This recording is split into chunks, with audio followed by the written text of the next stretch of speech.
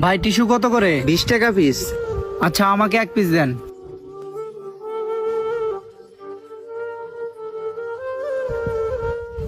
এ ভাই টিস্যু কত কইরা? 20 টাকা পিস। দেন তো এক পিস।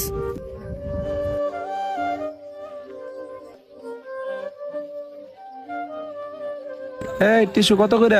20 টাকা পিস। কয় পিস আছে না? 2 পিস আছে। 2 পিসই দিয়ে দাও। টাকা লও। চাচা, এক পিস টিস্যু নেন না। খাওয়ার সময় তুমি টিস্যু বিক্রি করতে আইছো, শুধু শুধু ডিস্টার্ব করো না, যাও এখান থেকে।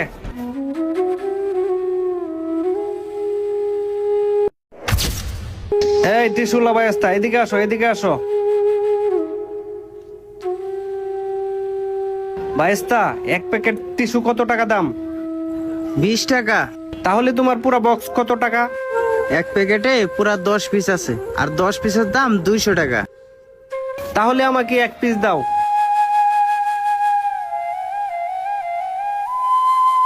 টিস্যুর দাম তো 20 টাকা, আপনি আমাকে তো 100 টাকা দিচ্ছেন।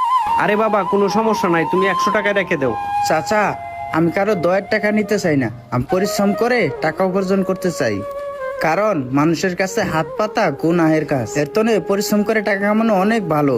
আমি যদি মানুষের কাছে বিনা কারণে টাকা নেই, তাহলে আমি ব্যবসা করব কেন? আমি তো রাস্তায় দাঁড়িয়ে ভিক্ষা করতে পারতাম, তাহলে আমি এই টিস্যুর ব্যবসা করতাম না। ঠিক আছে বায়েস্তা, তাহলে এখানে বসো, সিঙ্গারা খাও। না কাকা, আমি আমার পরিশ্রমের টাকা দিয়েই খাবো। তুমি তো জুতা ছাড়া পাথরের উপর দিয়ে হাঁটাহাঁটি করো, তোমার তো অনেক কষ্ট হয়। চলো এক জোড়া জুতা কিনে দেই। না না চাচা, আপনাকে অনেক ধন্যবাদ। আমার মাল যখন আমি সব বিক্রি করে ফেলবো, আমার টাকা দিয়ে আমি জুতা কিনে নিব।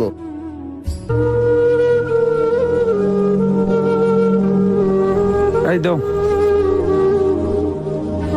কাকা, আপনি যেভাবে যেভাবে বলছিলেন সব জিনিসই কিনে নেওয়া হয়েছে এইভাবেই।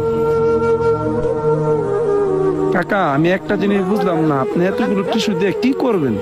কাকা, আপনি চাইলে তো এতগুলো টিস্যু দোকান থেকে কিনতে পারতেন, আমাদেরকে দিয়ে এতগুলো টিস্যু ওই ছেলের কাছ থেকে কি কারণে কিনাইলেন? আমি কেন কিনালাম? ওই দিন যখন হোটেলে সিঙ্গারা খাইতেছিলাম। আচ্ছা বাবা শোনো, তুমি আমাকে পুরা বক্সটাই দিয়ে দাও। এই নাও 200 টাকা। না না চাচা, আমার মনে হয় আপনার আর টিস্যুর প্রয়োজন নাই। আপনি আমার উপরে দয়া দেখাচ্ছেন। আমি আপনার দয়া নিতে চাই না, আমি এগুলা পরিশ্রম করেই বিক্রি করতে চাই। দেখতে পারছো ও কতটুকু অসহায়? ওর পায়ে পর্যন্ত জুতা নাই। ওকে আমি নাস্তা করতে বলছিলাম, ও নাস্তাটা পর্যন্ত করে নাই।